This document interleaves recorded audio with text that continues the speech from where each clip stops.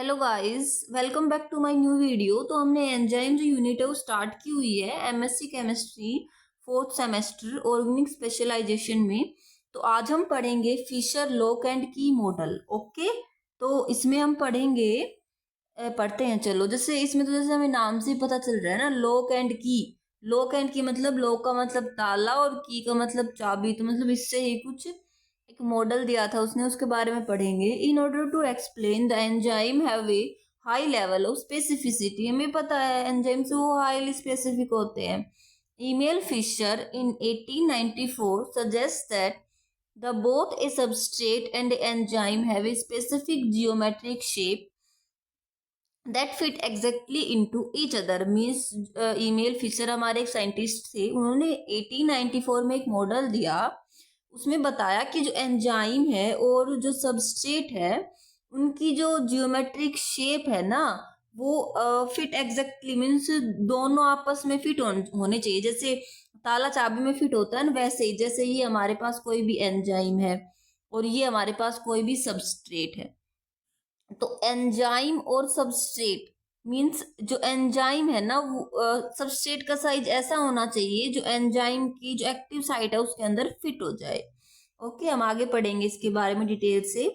This idea of both substrate and enzyme having a natural geometric fit has been called as lock and key hypothesis. मतलब जैसे जो substrate है वो enzyme में fit हो जाएगा, इसी जो मेथड है, इसी चीज को, इसी टेक्निक को हम क्या बोलते हैं? Lock and key hypothesis. Okay, अब जैसे देखो इसमें भी दिखाया हुआ है, ये कोई भी डायग्राम है। जैसे ये हमारे पास एंजाइम है, इसके एक्टिव साइट है, ये सबस्ट्रेट है, ये जो की तरह काम करेगा, और जो एंजाइम है ना वो लॉक की तरह काम करेगा। ओके, तो इसमें क्या होगा कि जो देखो सबस्ट्रेट की जो जियोमेट्री है ना, उसकी शेप है इस एक्टिव साइड की जैसी ही है।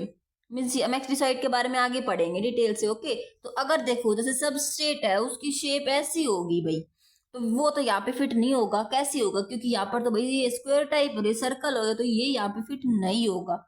मीन्स जो सबस्ट्रेट की जो शेप है ना, वो एंजाइम की जो एक्टिव साइट है ना उसकी शेप की जैसी होनी होगी ना, तभी रिएक्शन है वो आगे प्रोसीड होगी, मतलब आगे चलेगी। अदरवाइज वो रिएक्शन वहीं की वहीं स्टॉप हो जाएगी।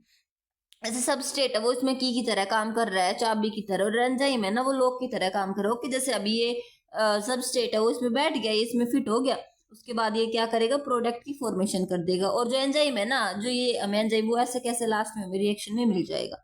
ठीक है, आगे है enzymes catalyse the rate of A reaction. पता है भाई हमें, एंजाइम है वो रिएक्शन की रेट को बढ़ा देते हैं, एक्टिवेशन एनर्जी को डिक्रीज कर देते हैं। They increase the rate of reaction by binding to the substrate. हाँ भाई, जो एंजाइम है वो सबस्ट्रेट के साथ बाइंड करके रिएक्शन की रेट को इंक्रीज कर देते हैं, और लास्ट में जैसा हमने एंजाइम डाला था ना, हमें वैसा ही मिल जाता है। It binds to specific substrate to yield the desired product. ये हमें एक स्पेसिफिक जो हमें प्रोडक्ट चाहिए ना वो देता है। जो सबस्ट्रेट है ना, वो किसके साथ बाइंड करके? एंजाइम के साथ। Okay, enzyme when bind to substrate it forms an intermediate complex before the final product is formed. इसमें ये बताया हुआ है कि जैसे अब ये आगे पढ़ेंगे, जैसे हम देखते हैं ना एंजाइम और सबस्ट्रेट की रिएक्शन होती है, तो बीच में एक ट्रांजिशन स्टेट आती है। जैसे एंजाइम सबस्ट्रेट कॉम्प्लेक्स बनता है, उसको बोलते हैं, उसके इंटरमीडिएट बोलते हैं उसको। जो प्रोडक्ट बनता है उससे पहले बनती है ये स्टेज। जैसे आगे पढ़ते हैं, this is two way reaction. It can be represented as follow. Represent जैसे फर्स्ट स्टेप हो गया, टू वे है ना, तो दो स्टेप होंगी। फर्स्ट एंजाइम ई से डिनोट करने, सबस्ट्रेट को एस से, उसके बाद ई एस बन गया, और ये रिएक्शन इक्विलिब्रियम है, मतलब फॉरवर्ड भी जा सकती है और बैकवर्ड भी जा सकती है। नैरो का मतलब है। ओके, एंजाइम सबस्ट्रेट कॉम्प्लेक्स, भाई ये ई एस आ गया। ओके, बन गया। अब हम सेकंड स्टेप में जो ई एस है ना, मतलब जो एंजाइम सबस्ट्रेट कॉम्प्लेक्स है, वो एंजाइम भी बाहर हो जाएगा, और जो ये प्रोडक्ट है ना ये भी बन जाएगा। मीन्स एंजाइम जैसा हमने डाला था ना वैसा का वैसा हमें मिलेगा, और ये प्रोडक्ट फॉर्म हो जाएगा जो हमें चाहिए।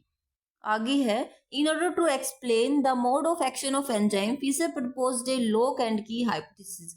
मतलब इसी के लिए ही, इस रिएक्शन में से समझने के लिए ही इन्होंने ये लॉक एंड की मॉडल दिया था। किसने? फिशर ने।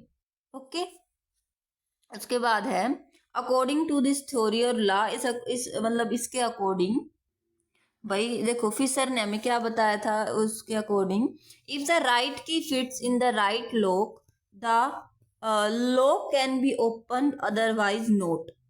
Similarly, if the right enzyme fit into the right substrate, the product is formed, otherwise not। मतलब इसके अकॉर्डिंग जैसे ताला होता है, ताले की मतलब एक ही चाबी होती है, अगर हम उसमें वो जैसे उस ताले में अगर वो चाबी लगाएंगे तभी तो ताला खुलेगा, अदरवाइज नहीं खुलेगा, नहीं खुलेगा, आपने देखा होगा ना। इसी तरह अगर राइट एंजाइम मीन्स अगर राइट एंजाइम के अंदर राइट सबस्ट्रेट फिट हो गया तभी प्रोडक्ट बनेगा, अदरवाइज नहीं बनेगा। जैसे वो मैंने आगे बताया, जैसे हमारे पास ये शेप है, ओके, तो जो सबस्ट्रेट की शेप है ना वो ऐसी ही होनी चाहिए। अगर भाई सबस्ट्रेट की शेप ऐसी होगी तो वो कैसे फिट होगा इसके अंदर, नहीं होगा, रिएक्शन नहीं होगी। ओके, नेक्स्ट हमारे पास the enzyme and substrate fit like a lock and a key. Enzyme और सबस्ट्रेट जैसे ताले में चाबी फिट होती है ना, ऐसे फिट हो जाते हैं। And it is a lock and key model of enzyme action, तो इसी को हम क्या बोलते हैं, lock and key model. Next है, however sometimes other molecules which are similar to the substrate can also combine with the active side of an enzyme।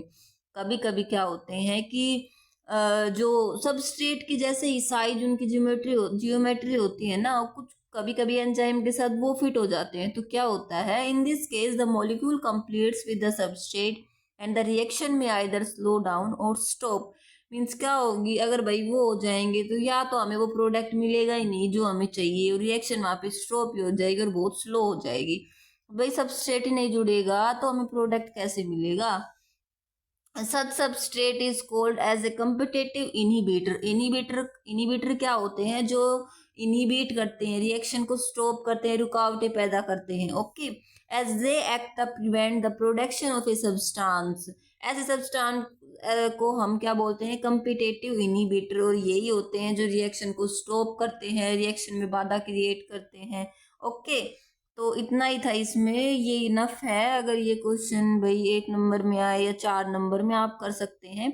अगर आपको मेरी वीडियो अच्छी लगी हो तो प्लीज़ कमेंट करें, मेरे चैनल को सब्सक्राइब करें, लाइक करें, और अगर मैंने कोई गलती की है तो मुझे बताएं। और thank you, please subscribe my channel. Bye bye.